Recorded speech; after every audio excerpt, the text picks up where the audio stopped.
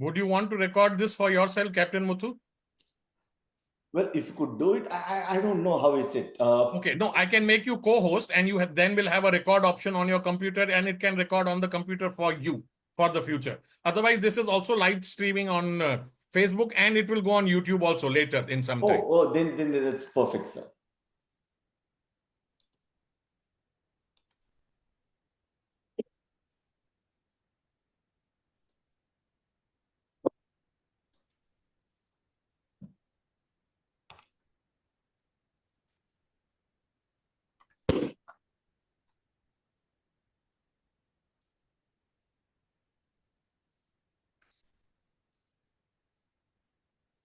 So, hello, namaste, namaskar, good afternoon, good morning, or maybe even good evening, in whichever part of the world you are joining us from. Another Sunday, another afternoon in India, another important guest gracing the Bloom platform, and we have been doing this consecutively for the last 244 weeks. Every Sunday for the last 244 Sundays, come rain or shine, online or offline, afternoon 12:30 is the time to be on the Sunday Bloom Talk Show. From across all continents of the world, from across most of the countries of the world, we have had change makers, we have had trainers, coaches, athletes, army personnel, military personnel, air force personnel, doctors, nurses, healers, you name them, scientists, as our Ram Prasad Lal, who has joined us. He has been to Antarctica twice. Imagine being to Antarctica twice as a scientist, staying there, working there. So we've had a whole global view, a whole global experience of people who just, by doing that little bit, that little something extra, are helping us change our lives, sometimes physically, sometimes mentally, sometimes spiritually, in their own way. Continuing that series, we have a very, very special guest today joining us. We have with us Captain MuthuKrishnan.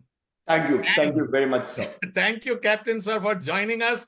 And if I read his bio and his introduction, it will take away 10 minutes of this 1 hour program. So what I would do is, I would ask Captain Muthu, sir, to introduce a little bit about himself. And then I will hand it over to Abhijit, who can then, for want of a better word, grill him or ask him questions so that we all get to learn from his experience. Welcome to the show, Captain MuthuKrishnan. Over to you, Abhijit. Thank you very much. Grilling, asking is much better than firing me, right? That's what I was used to, fired upon. But at least now I think Abhijit would be softer and more kinder to me by just grilling and not firing me. Go ahead, sir.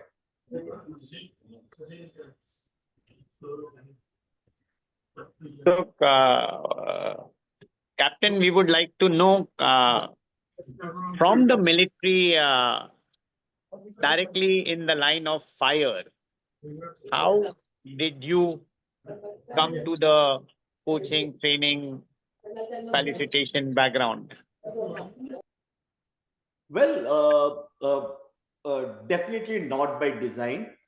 I would say it's a providence.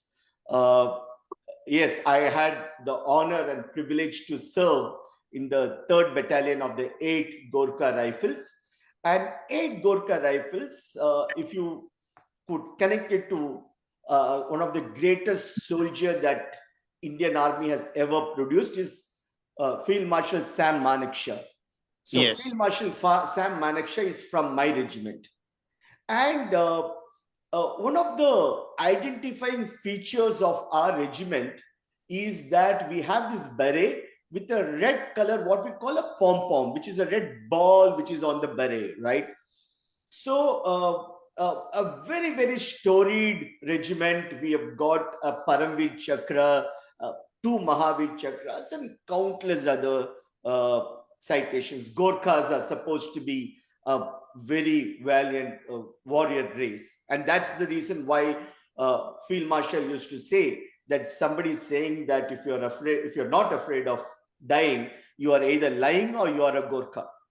Now, with that context, let me take you to 2001. 2001 is when we had this Op Parakram, and which is when the Indo-Pakistan tempers were growing, and there was this parliament attack. And then I was part of a training exercise where I had to do a para jump. I was all young and full of energy, so I thought I would do a certain acrobatic maneuver in that para jump, which unfortunately went very bad, and I fell down and I broke my L4, L5. That's what they call the backbone. Now, when you get that injury, you're called a P4, which is you cannot go to combat roles. You cannot go and fight. It's a permanent low medical category. So I was, truth be told, I was given the option to change my arm from Gorkhas, which is a fighting arm, to ordnance or services or something like that, which is a support arm. And I was also wanting to do it because I was just captain. I was like 24, 25 something. I was about to do it when my commanding officer came, visited me in the base hospital, Daulakwa in Delhi. And he told me, he used a word which I cannot use it here, which is a very popular word in army, but of course, bleeped out in corporate word. And he told me that, he addressed me with that and said, if he does not see that red pom-pom in my beret, he will chop off my heads. Which means that I cannot change my arm, because when I change my arm to ordnance or AAC, then I won't wear that beret with that red pom-pom, which is only for 8 Gorkha rifles. And I thought that my head is more valuable. So rather than changing my arm after that incident, I decided to leave the army, because at 24, 25, I don't want to be spending the entire career as a low medical category. Low medical category is not something good in army, So that's how I came out of army in 2002. That's about 22, 23 years ago. And then here I am as a trainer. Incidentally, in 2002, the doctors told me that I would never be able to run or fight anymore. That's the reason they asked me to leave the army. But ever since I became a trainer, I've taken teams to even Himalayas and did training there. And that's how it is. So, the topic which we are discussing today is leadership in crisis. How do we handle extraordinary situations with ordinary solutions, and directly if we are in line of fire or the line of action? So how do we react, or how do we actually respond coolly, calmly? So what would you term as a real crisis, and how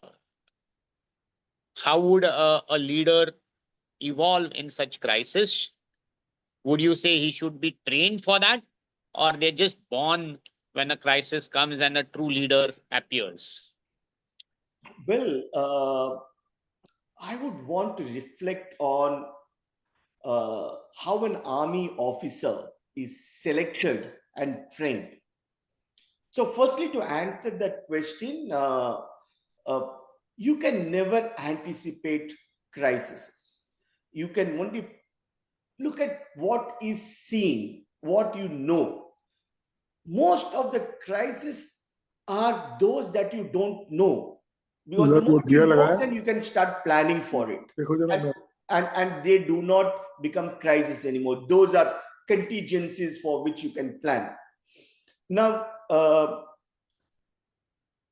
the period of decades, the selection of an army officer is so fine-tuned to ensure that they have what we call the OLQ, officers like quality. And one of those officers like quality is how fungible, adaptable you are and flexible you are, so that you could walk your way through any crisis. Having said that, how do I define a crisis? I would define crisis as something that was never anticipated and never planned for. Because the moment you plan for it, it becomes a contingency, and for which you could always plan. Uh, Let me give you an example, sir. Right? Um, I was lucky to be having, I was one of the very few officers who was so lucky that my first appointment was in Staff College, Wellington, where as a lieutenant, getting posted in Staff College is the greatest thing that a person can ever think of. You have the best of facilities, but good things doesn't last forever. Uh, After about a year, I was posted straight to Kashmir, Srinagar, 16th of April 2000. That's when I landed in Srinagar. And the first thing that my commanding officer did was to give me an AK-47 and say, this is going to be your buddy, your partner forever. And the interesting thing is, I've never used an AK-47 in my life.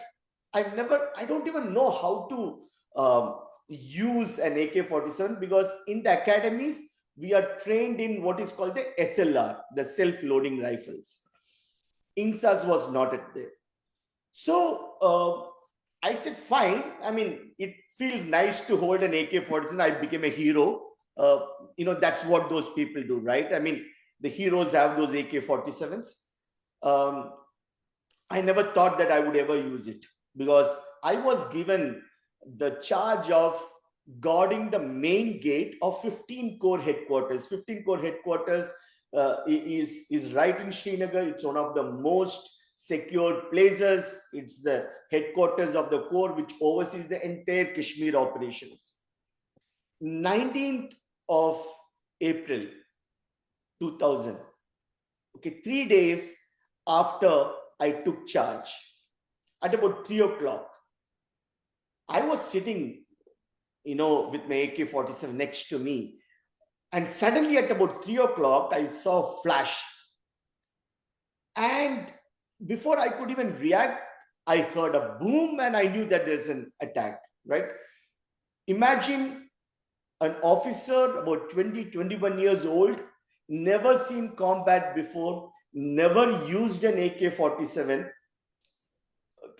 And the first ever suicide attack, the first ever Fidain attack in the history of Kashmir insurgency happened on 19th April 2000 in my post. Historically, Kashmiri militants, Indian militants are not suicide bombers. They come, they fight, and in that fight, you might lose some life. But Fidain attacks, the suicide attacks, is basically the Afghanistan phenomena. It's not in India, that time at least. This is the first time a suicide attack happened. And, me, all 21 years old, having an AK-47, which I've never used ever, right? And I didn't know what to do. That is a crisis. That is something which was unanticipated. I mean, probably if it happened after 2 months, 3 months, by then I would have got my training in AK-47, in counterinsurgency operations, etc. But 3 days after I took over, that happened. And that is what I would call as crisis, something which was completely unanticipated and unplanned for. So while I'll go into the technicalities of the anticipated or the unanticipated risks, I'm more curious to know what happened later. Well, I picked my AK-47, rushed outside, and I saw chaos everywhere. So my post was about 30, 40 meters inside the main gate. It's called the Batwara gate in Srinagar. And there was, I counted at least 13 bodies down. People were firing randomly. And there is this senior JCO Saab, whose experience at that point is probably more than my age, right? I mean, I was just 22 years old, young lieutenant. He comes to me and says, "Sir, सब फिदाइन हमला हो गया, क्या करें अभी? He is asking me, and I didn't know what to do. I was stunned, I was stupefied, and and he just stood in front of me asking me for directions. Um, in a couple of minutes, the sub-area commander, a very highly decorated officer, who was then Brigadier Dalveer Singh, a 10 para commander. He commanded the 10 paras and later on became a major general. He came in, he looked at me, and I was standing there, and he gave me one push into the melee. So I was there, and the moment I went in, I never uttered a word because I don't know what to do, right? It's something which I was not trained for. There is something called a Core Battle School in which they teach us, train us, but I have still not got that training. It's just 3 days. But people galvanized into action. The Subedar Saab came and told me what to do, and he assumed that my concurrence is already got. And then entire thing happened. That day evening, we lost one soldier and we lost 13 civilians.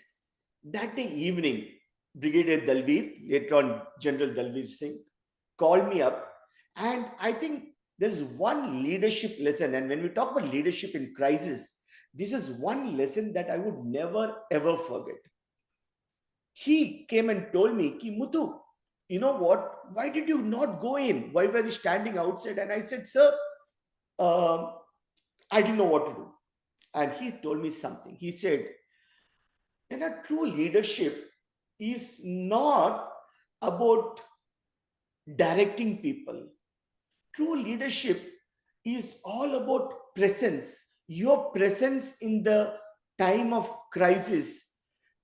If you can stand with your people when there is a crisis, then you'll be considered as leadership, not sitting somewhere outside and giving directions. It is about making those people feel safe in uncertainty because you are there, because of your presence. So that is what he talked about. He said true leadership is all about connection, not about command, not about corrections. So that is something that stood by me, and I hope I still live those values 25 years from that incident. So, taking the cue from this incident, and I being in the profession of risk management, what we do is identify all anticipated, unanticipated risks, what can go wrong. And in that, it's also about something where we call a crisis, where the probability of occurrence is possibly just not there, but the impact is very critical. So that's what we would call a crisis, and we would hope and that a crisis does not happen. But when a crisis happens, ideally, what should be done would all be known so that people don't react out of panic and they just do whatever their gut tells. Maybe that could be the right thing at the moment, but it's all planned. So one is, how would you balance as a coach, as a trainer, as a facilitator, about the right level of planning to avoid crisis as such? And then maybe worst case scenario, if a crisis happens, then how do you tackle it? Sir, I would want to give you a perspective on it, a thought on Yes, this. yes. I would love your perspective. Yes. So we know about the Johari's window, right? Yes, Things that what you can see, what yes. is not seen. And as it reflected,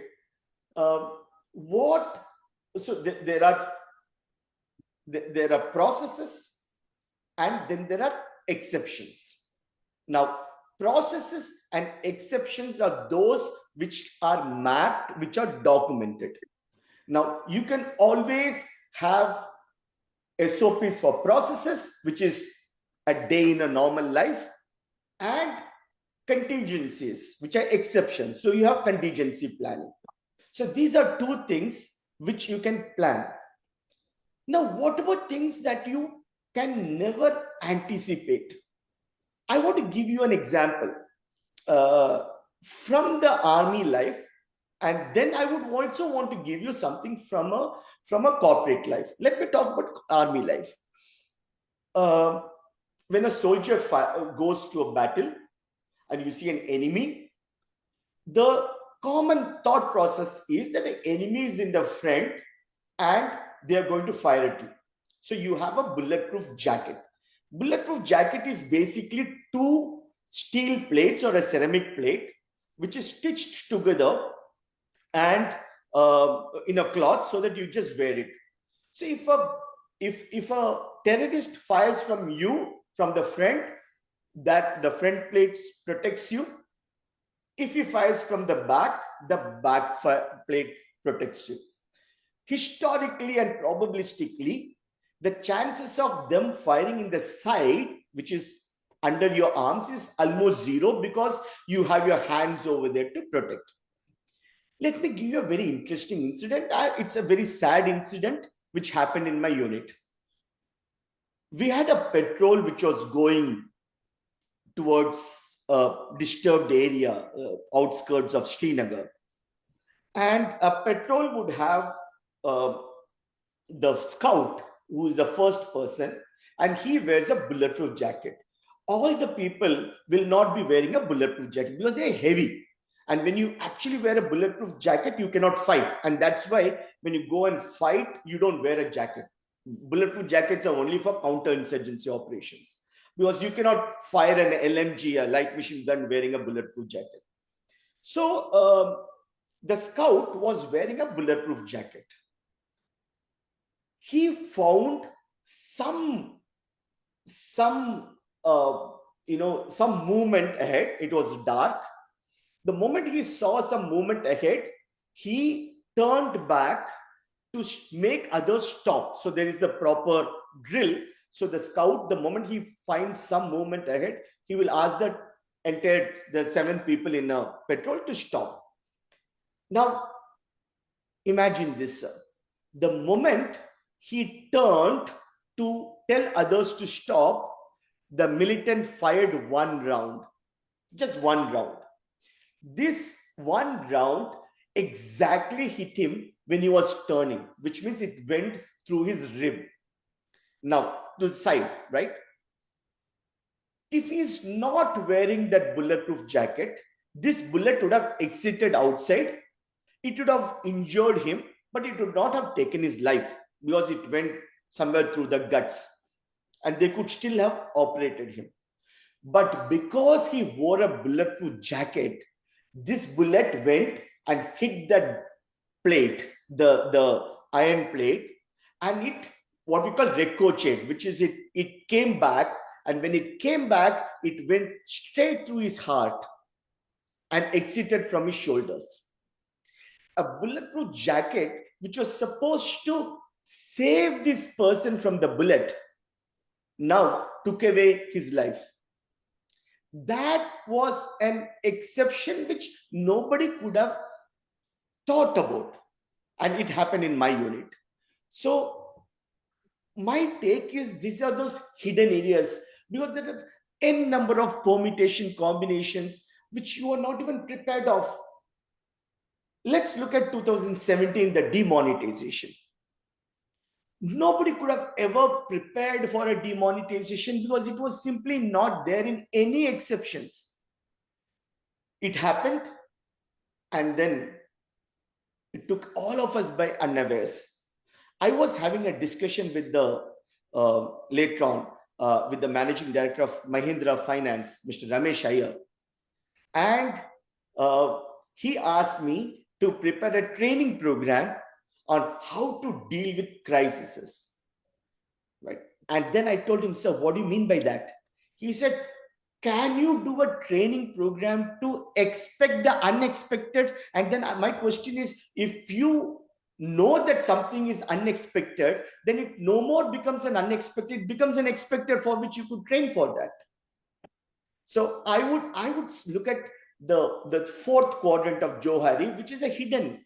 So if something is not hidden, something is hidden, how would you even plan for it? So the army training is, in those circumstances, is to help you get that gut feeling. You will not be able to be trained for it. You will have to act solely on your gut feeling, sir. So I think expect the unexpected is also expecting that unexpected things can happen. Anything can go wrong anytime, maybe sometimes or every time, as we say. Then how do you respond with your gut, with your intuition, and how do you actually train? So that's the core, I believe, of your training. And in very simple words, how would one prepare if such a situation were to occur? Well, so in the training, we have this module which says that there are about 4-5 steps that you do. And they said that no matter what unexpected things happen, there are few things that we need to do, and the rest is takes care of themselves. Like, for example, and from an army context, it's generally the war and the battle. We are not talking about a sudden disruption in water or electricity and all those things. We are talking about war. So in war, we were trained to act in a certain way, and then they said that this would make sure that your reaction to that unexpected would, the probability of you coming successfully is high. So what are those? So we have what is called the Chetwood Pledge, which means the duty, honor, and welfare of the country is first, always, and every time. The safety and welfare of the people you command comes next, and your own safety and welfare comes last, always and every time. So that's a credo. So whatever you do, you keep that in mind. And then we say that always check the man next to you. Just take care of that person. So the moment you take care of the person next to you, that person takes care of you, things will happen. Small routines save life. So we are always trained to make sure that your barrel is always clean. So these are things that you do. And when crisis happens, automatically these small little things that we do takes care of it. There's something that we always say, you can never plan to get a Paramveer Chakra, right? You can never plan to get a Paramveer Chakra. Can you? I mean, if you say Paramveer Chakra is the ultimate symbol of gallantry, then can you aspire to get a Paramveer Chakra? No. So crisis planning is that you can never aspire to solve a crisis because you won't even know what that crisis is. All you can do is react to that crisis, and army training helps you in that reaction and not in anticipation of the crisis. Fine, perfect. So when I take the cue that when you say it's the paramount duty of any army man is to take care of the country first. So in a corporate world, I would say do an act which would be in the interest of the larger good of the entity. That's what is the message I can take. So do it in the best interest, do your best, give your best, be diligent, and do what you feel is right for the larger good, I would say. Very true. This was put to test in one of my assignments. I was working in a US-based organization, and what we did was what was called business process re-engineering. Business process re-engineering in that context was to shift people and jobs from US to India, right? So I've always been trained to put people first. That's what an army guy is trained to do. And here I am going to various organizations in US and taking off their jobs and putting it in India. It was a painful process because the moment you walk into an organization, you will see people looking at us with steel eyes, thinking that we are there to take away their job, right? But at the end, there is something that we realized. Let's say there's an organization with 100 people. There are two choices. Either we shift 50 people to 50 people's job to India and let the organization continue with the other 50, or don't do this transition, and that organization probably will collapse in few times. The 100 people will lose their job. So taking that cue, as you rightly said, you take care of the organization's interest, and the organization at some point will take care of the people's interest. Good point. I think that's the way to put it. And if you look at it from another perspective, maybe I would love your views on that. Is whatever happens for the good. So whatever decisions you take and whatever has happened post that, maybe there could be some loss, there could be some collateral damage. But yes, it could have been worse had you not acted in a particular manner which was in the best interest. So yes, so go with a positive attitude that whatever you did, what you did your best, and whatever happened was possibly the best that could have happened. It could have been worse. So is that one of the mindset also that you train people for? True. Every battle has an attrition. Every battle. Yes. Every war has a probability of winning or losing. And one of the trainings that we get in our academies is to prepare yourself to accept that attrition. It is difficult, but you need to accept that attrition. Today, there are certain decisions which probably, with the hindsight, probably is not the best of the decisions. But however, at that point in time, that was the right decision. So all decisions are taken in the context of space-time, at the right time, at the right space. I'll give you an example, sir. This was in the glacier. I was having a glacier tenure, and this was, I think, early 2001. And there was an incident where one of my person is sinking. And when I say sinking, when you go beyond, 18,000 feet, we are talking about Mount Everest is at 28,000. We are talking about 18,000 feet. Your heart can never acclimatize to that height, anything above 18,000 feet. And we have what is called a high altitude pulmonary edema or a cerebral edema. So I was in this post, which is 23,000 feet. And there's this guy who is sinking, which is he got a pulmonary edema. The moment a person gets a pulmonary edema, the only treatment is to take him to a lower altitude. Otherwise, he is going to die. It's clear. And that process takes about 10 to 15 hours. The moment pulmonary edema sets in, within 15 hours, if you don't take him down, he'll be no more. It's probably late afternoon when one of my Jawans complained of a headache. And the moment you know that a Gorkha soldier complains of a headache, you can be almost sure it's not just headache, because Gorkha soldiers never complain for frivolous things. The moment I looked at him, I could find his pupils getting dilated. I know it's going to be a cerebral edema. I called for a chopper. It's called the P1 evacuation, which is the priority 1 evacuation, which means come what may, the chopper will come. It's already late afternoon. They don't do night flying in glacier. It's about 4 o'clock.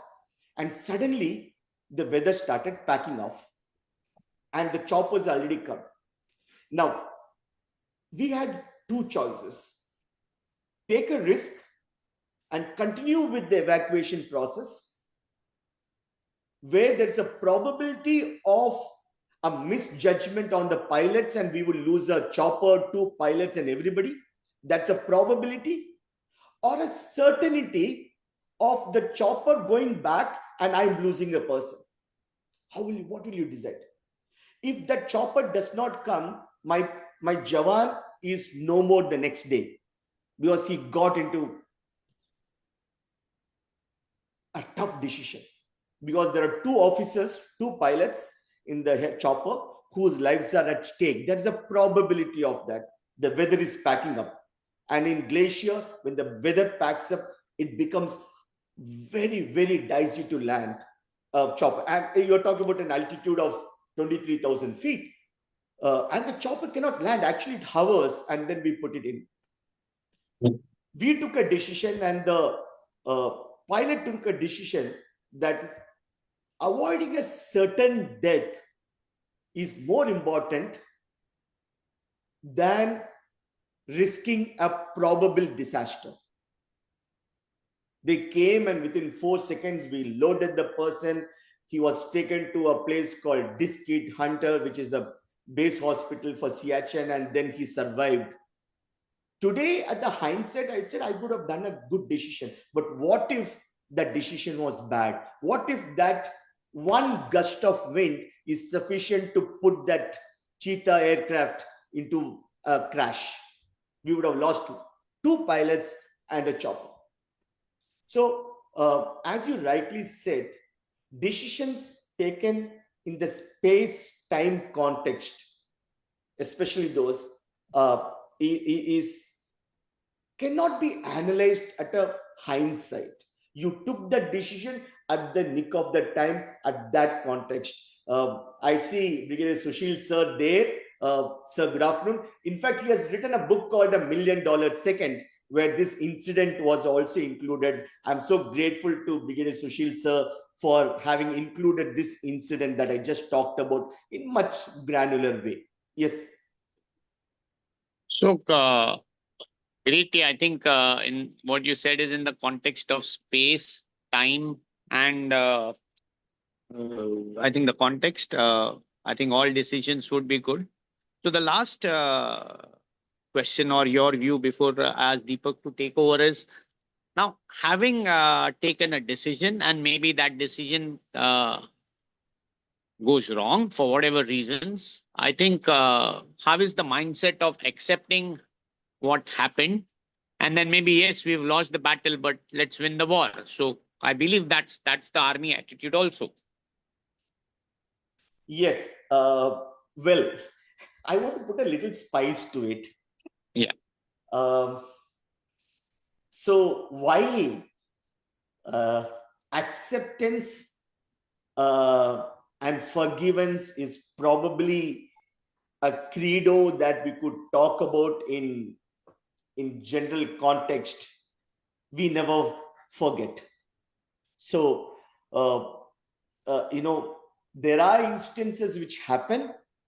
Probably we could not do anything about that at that particular time, but lest we forget, we don't forget.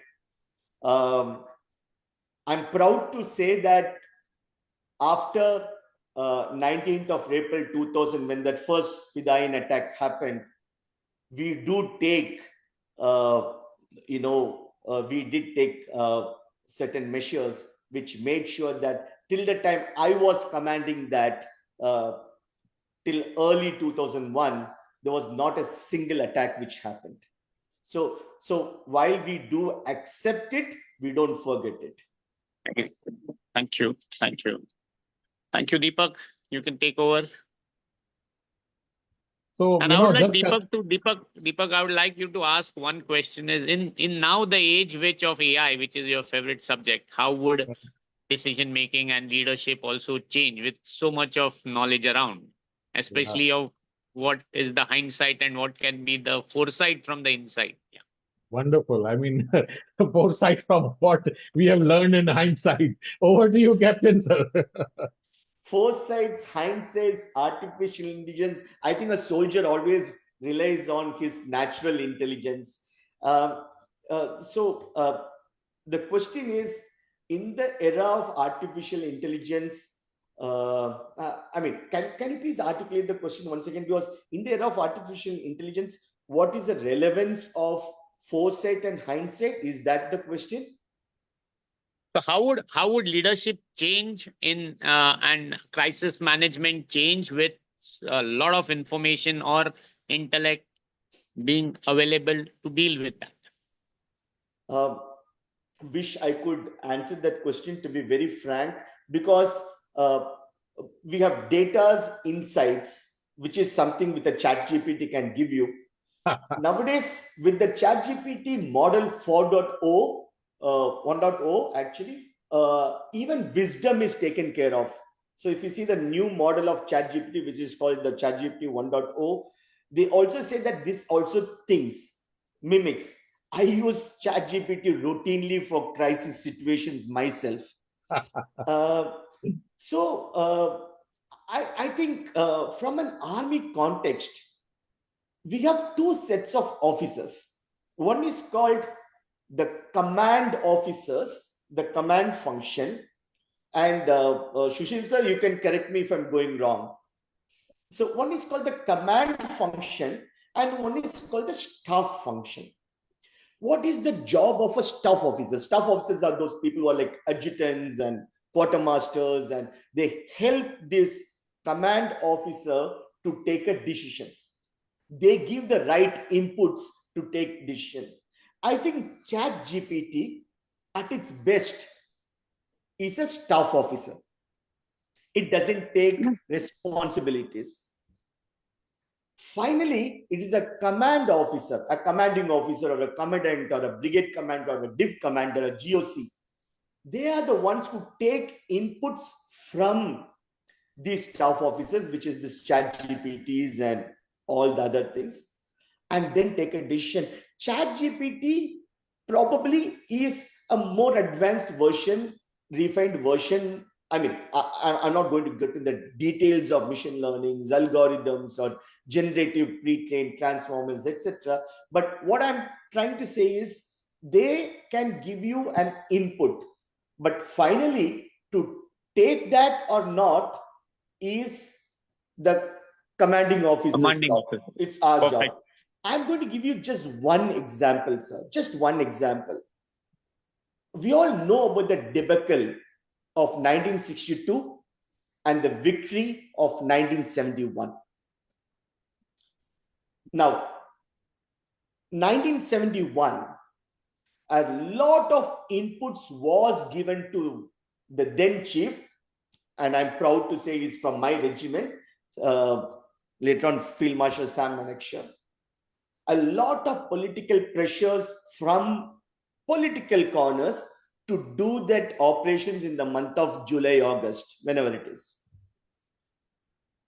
And Mrs. Gandhi promised all the resources available for that operation to be held in July. It was the foresight, hindsight, or probably foresight of Field Marshal who decides to resist that temptation to go in for the kill in July. Now, we did it in December and the rest is history. ChatGPT is probably those political inputs which prompts you to take actions, etc. Whether you need to do it or not is up to you. That's where 1961 General Tapar could not resist the pressures from Krishna Menon, and 1971 Field Marshal and Krishna Menon and the Prime Minister Nehru, and in 1971 Field Marshal Manakshaw proudly told to Mrs. Gandhi that you mind your nose, I will mind mine. That's the difference. ChatGPT can give the inputs, but finally minding the nose is what we are supposed to be doing. Thank you. Wonderfully put. Yes, Deepak, over to you.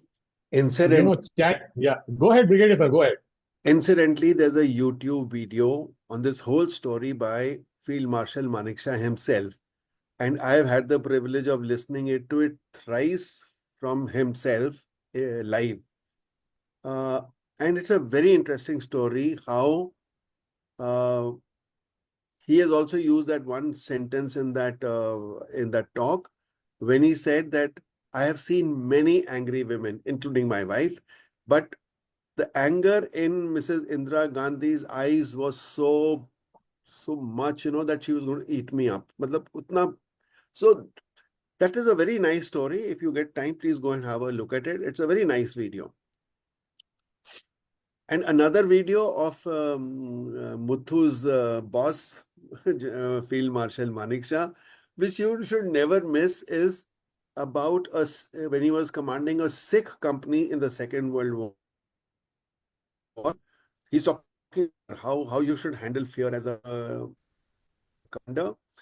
And you'll do well to see that video. It's beautiful, where Sohan Singh is a Sipahi, and he has told the Subedar Major ki I'll kill this guy.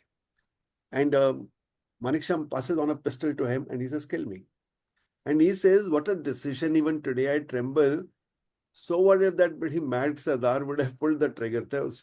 But he says, as the leader, you have to do that. Okay, sorry, you can continue.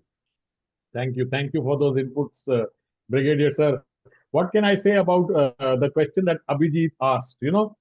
I'm sure there will come a time in the not too distant future when actual people or humans may actually not be fighting wars. It will probably be drones against drones. It will probably be machines against machines, self-thinking, self-analyzing. And then, at that time, ChatGPT or artificial intelligence or some sort of AI model will decide how they need to fight. As long as humans are there and they have these tools in their hand, the tool could be a gun, it could be a grenade, or it could be their body itself. Natural intelligence that has come from experience and hindsight is something that will create foresight. And this foresight will become hindsight for others who have learned from that experience. Wonderfully well said. So my question to I just you, add one thing to it. Yes, Brigadier. What is the future going to tell us? I don't know. If the drones Nobody are knows. going to attack drones, then the enemy would also be using the same chat GPT. Now it is 4.1, that it could become 4 point, or it could become 10 point, 100 point something. But I don't know how the wars will be fought, because the same chat GPT will be used by the other side Both also. the sides. Yeah, both the But sides. at the moment, Yeah. because I left the army 20 years ago, so I don't know what is the latest. But whatever I hear from my friends and all, today ChatGPT and AI and all can be only used in the headquarters behind, like what he said, the staff officers, and that too at a level of, not the adjutant and all. Because the adjutant also sitting, if he's sitting in Siachen, he's sitting in Sikkim, he will not have ChatGPT around. There's no sign of it.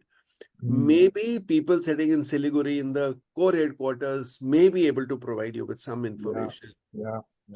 But I think in the army, although ChatGPT gives you in 3 seconds or 10 seconds, but sometimes in the army, you don't have those 10 seconds also.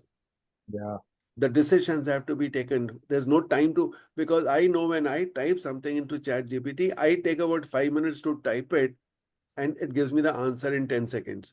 So there's no time to type. There's no time to, I mean, there's verbal also now, but there will be no time. There's also a story which I tell, and I think everyone has heard it here, and who have been like Deepak and Abhijit, that when you have to press the trigger, it's only half a second. There's no chat GPT. You can't say, "मैं trigger दबाऊं के ना दबाऊं." Muthu could, I mean, even today, Muthu's back there. He cannot ask chat GPT that should I ask for the chopper or should I let this guy die? He will not be able to do it. And he will not be able to do it even 100 years later, I can tell you. That is my imagination. But if something really happens, that we are taken over by artificial intelligence, I don't think it can happen. But anyway, so there's one sentence which I heard from somebody, that ChatGPT is a very good master, very good servant, what he said, but a very dangerous master. So Captain Muthu was sharing a few instances of, when Abhijit asked him that leadership lessons incorporate from what has been learned in the military. My question to you is, Captain Muthu, is this.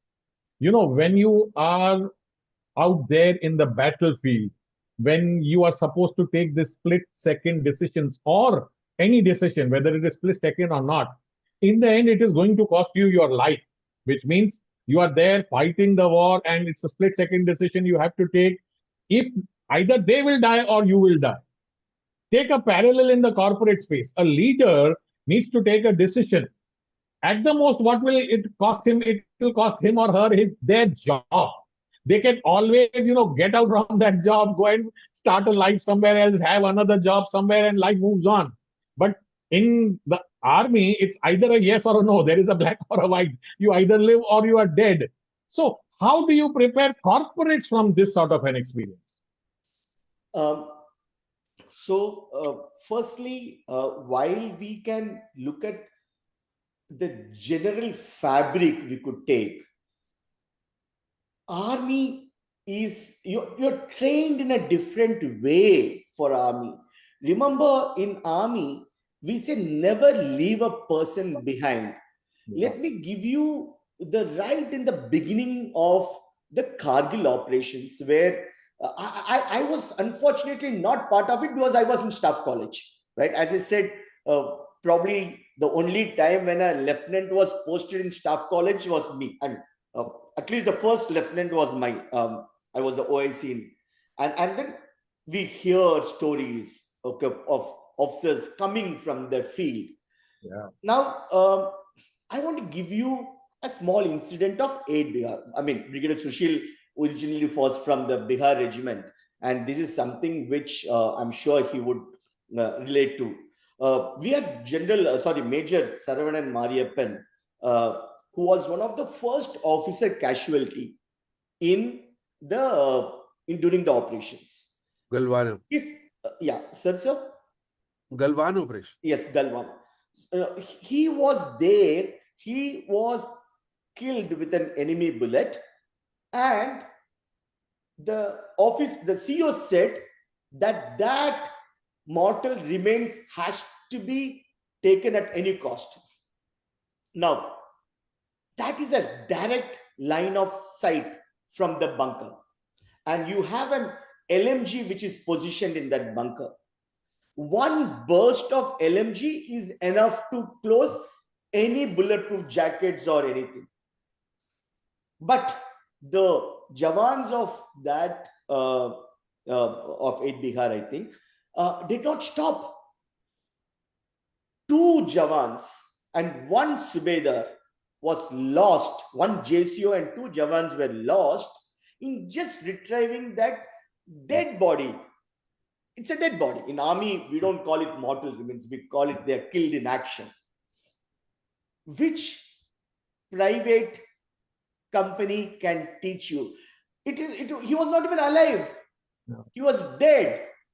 But just to retrieve that body, we lost 3 more people. That can happen only in army.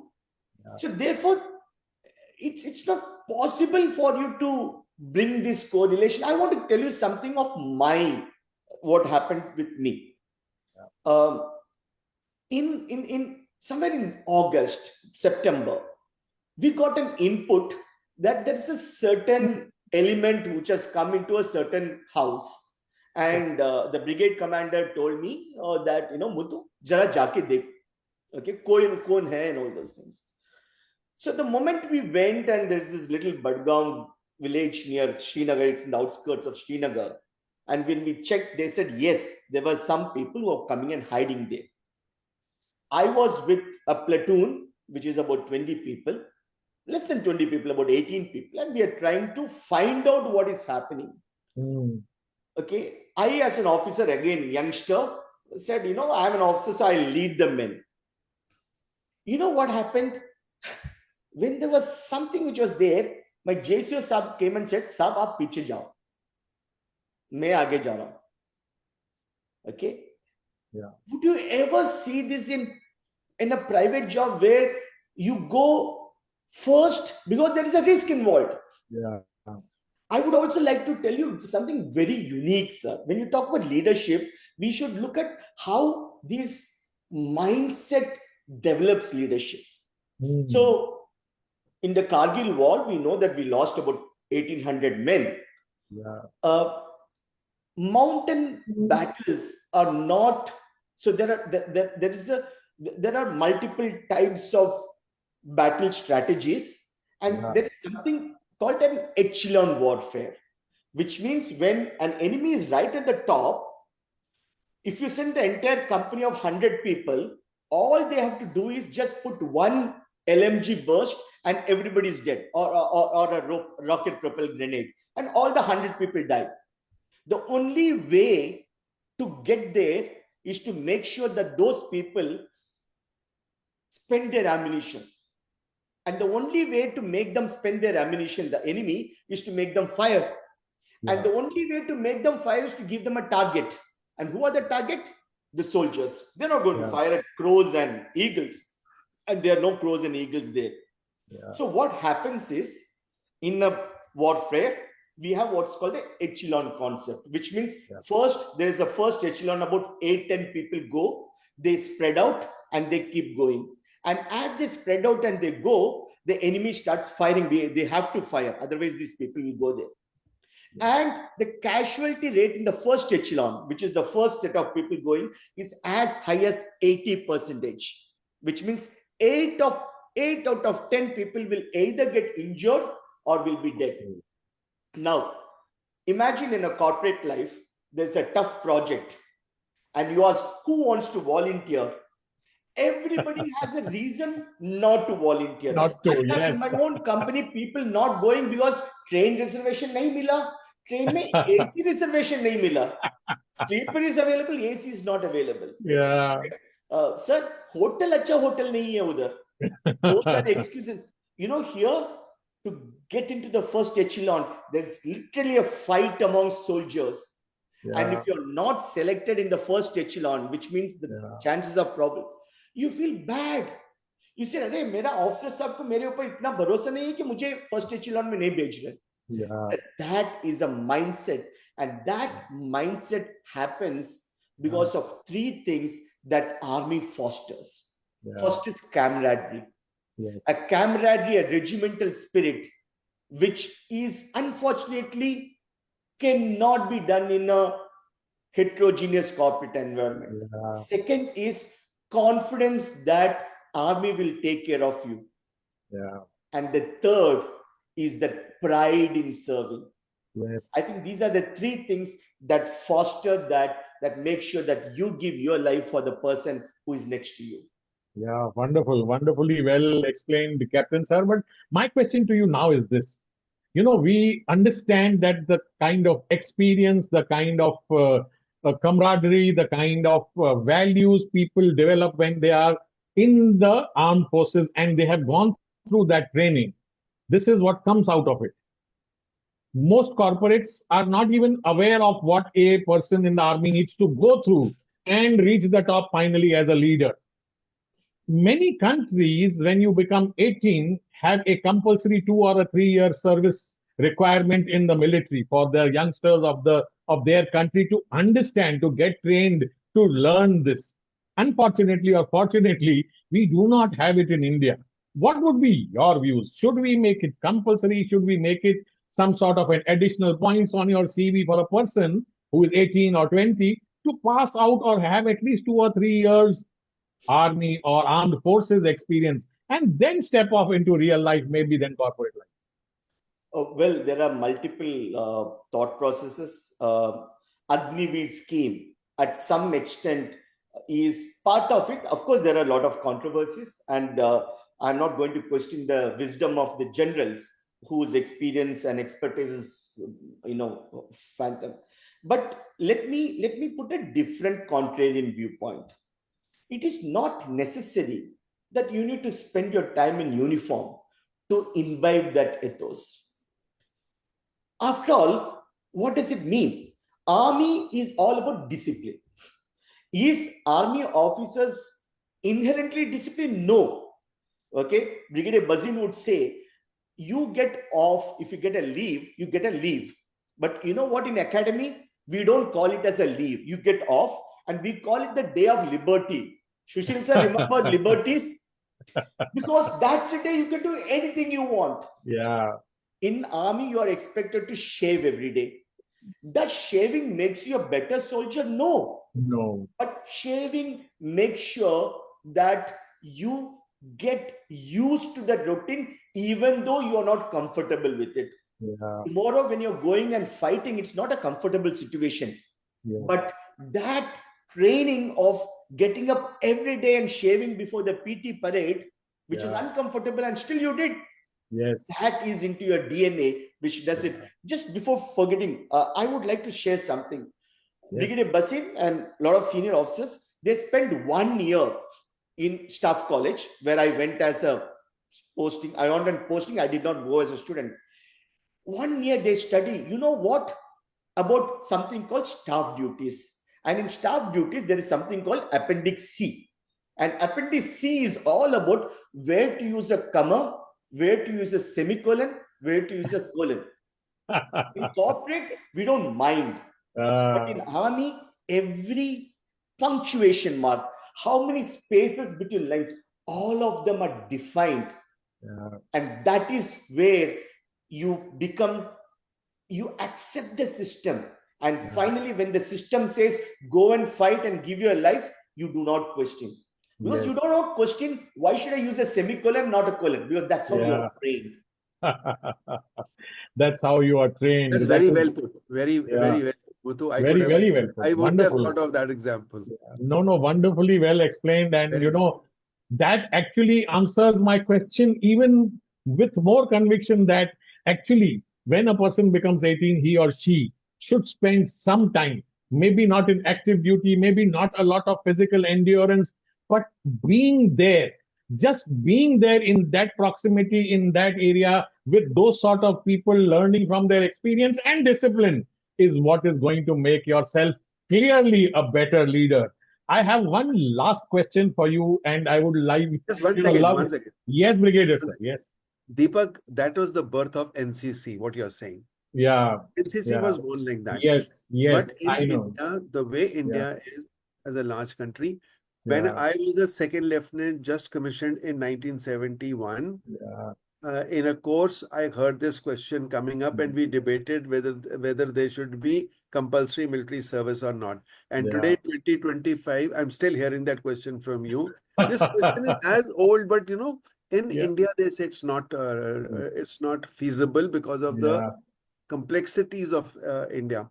And Yes. when the question was very hot, that is the time when NCC came up as the only Yes. substitute. Yes. that And I बच्चों remember को when we were discipline में डाल रहा हूँ. Yeah, I remember when we were in school in primary, you know, we used to hear about NCC, and maybe, you know, 2 or 3 students out of the 2000 students in the whole school, one day on NCC cadet day used to come with that red band and that whistle. And we used to wonder, ये 2-3 लोग कौन है और इनको अलग से क्यों uniform पहनने को दिया है? It was never as a push, you know, I mean, it was never explained by the headmaster or the class or the principal that this is an option, this is what you to do. For us, it was that one PT period in that 1 week कि आपको PT जाके करना है और वो हो गया. Yeah. Lot of people, when you go for a parade, you also get some refreshments. And a lot of people in school join NCC only for refreshments. Food is an attraction to bring people outside, you know, in so many places, everywhere throughout the world. So that is a huge attraction. My question to Captain MuthuKrishnan is, since because he has personally been through all these struggles in the army, and now he's, you know, teaching corporates and talking about leadership and crises, and you know what, there used to be something called authoritative or autocratic leadership एक जमाने में बस वो Hitler ने बोल दिया तो बात खत्म, end of the story. In military also we have some sort of a pecking order, you know, major, general, and then major and captain and whatever. We have to follow that hierarchy. Nowadays we get to hear about servant leadership, and then there are people who talk, you know, eloquence about how a leader should be a servant and this and that.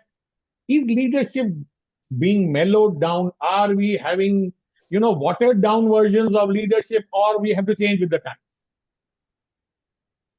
Sir, this is something which is very close to my heart. and therefore I'm going to tell this.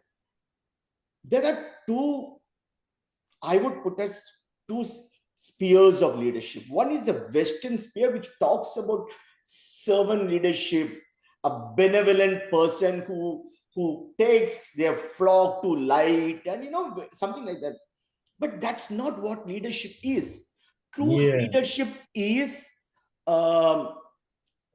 he's an autocratic leader, right? Look at true leaders. It could be Mahatma Gandhi. It could be Albert Einstein. I mean, Times Magazine in December 1999 said that Mahatma Gandhi and Albert Einstein are two greatest leaders of 20th century. What did Mahatma Gandhi did? He did not say that I'm going to be a servant leader. He said, I will go and collect salt. Yeah. You follow me, but I'm going to collect the salt. And thus happened the Dandi March. He said, I will not cooperate. Yeah. He never said, I'm going to spend my entire life serving the people. Yes. He said, I got a goal that is independence, dominance. I mean, it evolved over a period of time. You like it, you follow me. Yeah. When people did not accept his thought process, it could be Azad, it could be Netaji Subhash Bose, he said, sorry, you don't accept is your wish. I'm going to follow this. He was autocratic. Yeah. You look at Albert Einstein, when he came out with that space-time continuum and general theory of relativity, every physicist said no. They said you are wrong. Whether it is Heisenberg or Pauli and all these people, he said, I don't care. I don't care what you think. I am going to do what is right. So leadership at some level is always autocratic because like Brigadier Sushil always used to say, they earn their right. Yeah. You earn the right to be a leader. And once you earn that right to be leader, the moment you talk about servant leadership, you lose that authority over that. I mean, Mother Teresa is a social worker. Yes. I mean, you can't call her a leader. She's a great human being, but not a leader. Whereas all great leaders almost always are autocratic, including Field Marshal Sam Manekshaw. Was so autocratic. He said, I will make sure that my army will fight in my terms and not in the terms of the politicians whom he served. Yes. That is why he was able to stand up against the then, tallest political leader and tell her, no, I will do things only my way. Yeah. Clearly. Wonderful. Wonderfully honest answer. And I must appreciate and thank you for saying that, Captain Muthu. Abhijit, are you around? I'll just add one thing here, Deepak. Yes, sir. Yes. I don't know how many of you have heard this one sentence that Manekshaw told Indira Gandhi. What he said was, Madam, I don't fight a war to lose. I fight a war to win. Win, yes. You want to fight the war in March? I can assure you a defeat. And if you fight the war in November, December, I assure you victory right now. Yeah. And then he said, if this was told by General Thapar to your father, we would not have had to face the humility. So I love my country more than anyone else. And if you still want the thing to happen earlier, please, I will tell me, I'll just go and submit my resignation. So this is what he had, those guts. And guts are not, I mean, even in the army, very few generals have had these guts to do that. Yeah. A little humorous flavor to what Muthu said. Today, there are many chiefs who are servant leaders to the politicians, and they will go and say, yes, Hazur, batao kya karna hai. So Deepak, I just wanted to give one more flavor to this. Yeah. The whole concept of servant leadership hinges on the fact that the primary goal of a leader is to serve others. It could be their team, organizations, community, etc. before serving their own ambitions. Yes. That's servant leadership. Yes. But please remember Yeah. that this leadership is not given to them in a platter. I mean, Yeah. unless until you were born in a certain family or Yes. belong to a certain family. Okay, Yeah. you earn it. And Yes. that earning happens because of your ambitions and ego. Yes. So once you reach up to that level, Yeah. and then you say, now I'm sorry, I'm not going to take care of my ambitions. Yes. They have earned that right to be that leader. And Yeah. therefore, in serving their own ambitions, automatically their organizations, teams, and communities will be taken care of. So, Yes. therefore, those are what is consequence to them being a leader and not Yes. vice versa. It is Yes. not that I make you a leader to serve team, organization, and community. You Correct. earn your right to be a leader. Yes. That's my Yes. take. I'm sure there are people who could debate me on Yes, yes. No, no, this. it's wonderful to have that take in today's day and age, in today's world, where everyone is telling you to go soft, everyone is telling you to be equal, everyone is telling you to be part of the crowd. You only notice that person who is not standing in the crowd. Only when you are doing something different, what others are not doing, is when you become a leader. That is when they say, log jurte gaye aur karwa banta gaya. Yes, Brigadier Sir. Actually, I'm holding myself back to say that I should be talking, but I'll tell you that there is a difference in the army leadership also. Yeah. When I joined the army, it was certainly absolutely a autocratic leadership. Where Autocratic. you said, Yes. Yeah. where I'll tell you, if the CEO said this is to be done, there was no question asked. Yeah. Today, questions are asked, and even if they are not asked, the leaders know that I need to justify, I need to give Yeah. reasons. So you just don't do Yeah. that. So the Yeah. army has, military leaders told two things. Yeah. Two very, very tightrope walk contradictory things. Yes. First task of a leader is to accomplish mission at all costs. Task. Yes. No compromise on that. You have to Yes. get your mission accomplished. And the second one Yes. is welfare of men. Yes. Now, they say unhappy men can't fight a war. So to Clearly. that extent, this servant leadership comes here that Well, yes. you care a lot about their welfare. Yeah. Second thing is that today, even I won't say today, I'll say even when I was serving, a military leader was all the time bringing up his people in a very influential manner and not in just giving orders. Yes. They knew the reason. They were Yeah. built up to say that ये करना इसलिए जरूरी है क्योंकि ये Yes. पलटन की इज्जत है. There's something called पलटन की इज्जत, and that Yeah. unless you've been there, you'll never know what it is. Yes. It is Yes. not the Hindi dictionary meaning of izzat. This Yeah.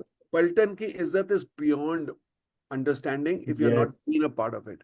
Yes. So anyway, Yes. so what I'm saying is there is a mix of it. There's a change in Yes. attitude Yes. in army Yeah. also today. Yeah. But Yeah. Muthu's point about what he said about Gandhi and all was very, very appropriate. That Yes. that you can't, you have to have that authority, and Yes. only after you have become that authoritative can you apply a certain amount of Yes. servant. Yes. Yes. Yes. Perfect. Wonderfully well put. Abhijit, would you officially like to thank Captain Muthu and close the session? It is already And 1:43. And yeah, we have passed a time, but is there anybody wanting to ask a question? Yes. We could just open. Yeah, 1 minute if anybody has a question or a comment. Eric, if you could unmute yourself, we have 1 minute Yes. only. Yeah. Okay. So I am in disagreement with the number of points given all the experience and the leadership experience that seniors like Captain Muthu. I come Yeah. to this point. Authoritarian is not on because that authority has to be earned. Yeah. You cannot just say, I'm today, in today's world, you cannot do that, which was in the old days, and Napoleon said it, and that was it. Yeah. And Napoleon didn't care that he lost thousands of troops in Russia because the Yeah. troops were unhappy. That Yeah. couldn't happen today. So yes, Yeah. what Brigadier said, you have to keep the troops happy. But the Yes. number one thing is you have to earn the authority. And that Yes. is where servant leadership comes in. I am in disagreement that servant Yes. leadership is a different concept. Please let me explain. Yeah. Servant leadership is when you understand who you're being a servant and at what level is that service. So you are to serve your fellow being and the person underneath you, but Yeah. it will be subservient to a higher service to the nation. So if that Yeah. comes first, then Yes. you have to give up what this person is doing.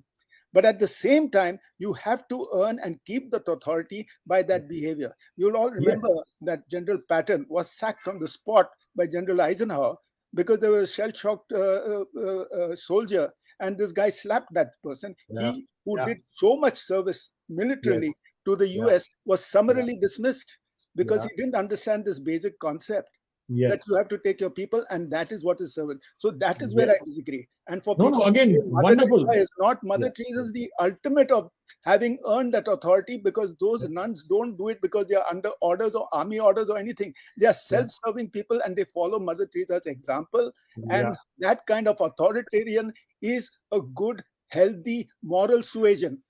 Yes. Army is In not fact, moral suasion. Army is saying you will do thus and so, and you'll follow it, and that is why they make you brainwashed, let's put it that way, that you have to Yeah. follow orders, whether it is Yeah. shaving in the morning or whatever it is. These are all Yeah. methodologies to Yes. make the person subservient to the higher order and the higher authority. We understand all this and put it in perspective, then we are on the right track, gentlemen. Wonderful, wonderful. Thank you for sharing your thoughts. I think Captain Muthu had explained it very well even before, saying that it's not black and white, it is shades of gray. And every authoritarian leader, or, I mean, for want of a better word, autocratic or authoritarian, at some level or some point has to have, and Brigadier Sir also explained that there needs to be servant leadership factored into that. It wasn't about being a servant leader and autocratic. It was about being shades of all these gray. Thank you, Eric, for sharing your point, I thoughts. think what we have to understand is one additional thing I'll add here is that Yeah. those authoritarian generals of the 1800s or 1700s could escape with that, and that was the way of things because there was no internet. Today, Correct. all down the line, rank and file know when a bad decision made, know when they're being lied to, whether it's weapons of mass destructions as George Bush and Tony Blair did. So we cannot just say what we say goes. That's my point. Yeah. That's why we are still paying the price of, George Bush telling us 20 years ago that there were weapons of mass destruction in Saddam Hussein's Iraq. And we are still paying the price of that 25 years later. So that will keep on continuing. Politics will keep on doing their own things. The military will. He was the commander in chief, Deepak. He was the yes, but he was politically elected. He was a political leader of the most powerful nation. He was head of the armed forces. So yes, let's understand that's what I'm saying. Yeah. Point taken. Thank you, Eric, for sharing that. Abhijit, would you like to close? You close it, Deepak. You are the master. Thank you, Abhijit. Thank you. So, thank you, Captain Sir. What a wonderful way to spend a Sunday afternoon. One, listening to real life action stories from the military, real life experience of a young boy having an AK-47 in his hand and not knowing how to shoot. The story of somebody, having armor, and that armor being the reason that the person died, I mean, really, all this can come only when you have experienced this personally in front of you, in hand, with your own eyes. You can always read books and tell stories, but when you hear it from the person who has been there, who has seen it, and then you listen to that person, that is where you get the conviction and the courage and the knowledge that, most of us people, especially in the civilian side, have no idea of what army people have to go through. Hats off, to all the armed services, all the Navy, the Army, the Air Force, for what they are doing for this country. And all these ex-army people who are coming out from the armed forces and trying to give us their experience and helping corporate leaders become better leaders. Thank you, Captain Muthu, for joining us today, Sunday afternoon. Thank you, everybody in this room, for joining in.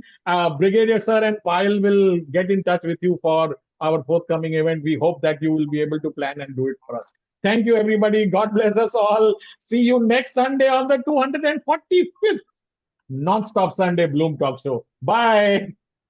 Bye, sir.